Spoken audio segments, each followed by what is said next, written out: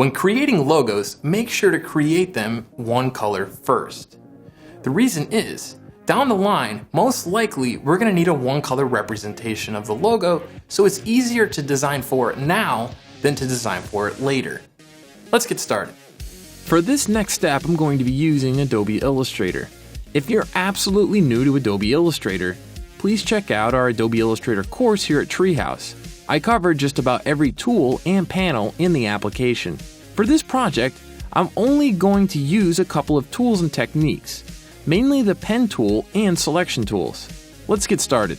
Our first step is going to be importing our images that I took with my phone. The second step is to locate all of the images that I circled and begin to build the logos out using the pen tool and shape tools. Take note that during this process, I want to get the basic layout built. Don't worry about getting perfect detail, but at the same time, don't be sloppy about it. Now it's time to narrow down my selections. Some of the ideas that I put down on paper just don't seem to work after getting them built out in Illustrator. This is when I start to narrow the design directions down. The two on the top left started to look a little bit like records to me, so that's not going to work. The one on the top right's a little too bubbly. Then, I might start mixing and matching the layouts to see what works. Essentially, all I'm doing is playing the comparison game until I'm left with a winner.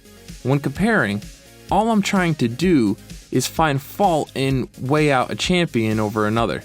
Then, I'm left with the one winner. I'm not done just yet though. Now it's time to give it the quality test. Is it simple? Yes. Is it appropriate? Yes. Does it appear to be timeless? As of right now?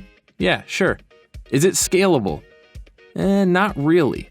You can see when it gets scaled down, we lose the center voids. To fix this, all we have to do is thin out the letters. Perfect.